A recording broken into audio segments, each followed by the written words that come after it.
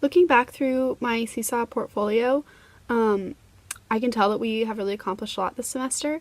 I feel like we got to use a wide variety of tools, different applications, and even just getting to know my iPad and how to work different apps and different settings on it was a really helpful part of this class.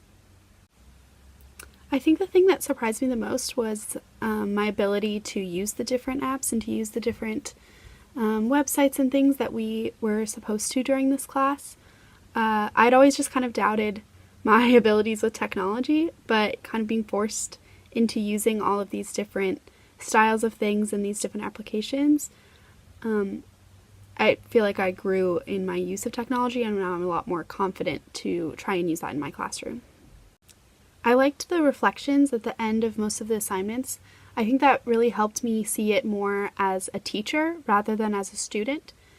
When I've done other projects in other classes, even when they are in education classes, a lot of times it isn't until the very end of the semester that you start to see things from a teacher's perspective, or at least that's how it was for me.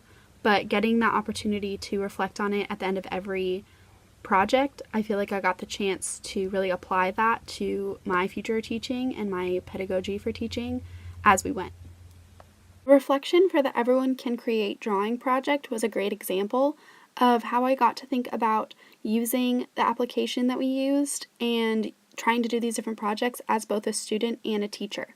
So it was cool for me to get to do the different projects and see how it would be difficult to create logos, but also maybe easier to draw pictures and things like that, so that I could see from my own point of view how hard this app was to use.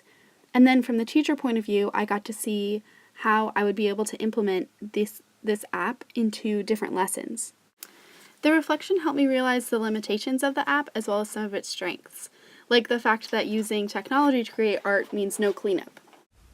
This class has changed the way that I see technology in the classroom. Before, I would have thought that technology could be incorporated as like a really big part of a lesson. And it would have to be like how the students were going to present their project, or it would be used just for research. But getting to see all of these like smaller ways that technology could be incorporated into the classroom, and even just having students use these little apps or having technology help assist you in running the lesson, I can see how I could use it on more of a daily basis in my classroom than I had thought I would have been able to before. I think that the Adobe Spark video and the Keynote Magic Move projects were the two most significant projects for me in this class. I liked that we were able to completely create the presentation, and then we had to teach it as if we were going to actually teach it to students.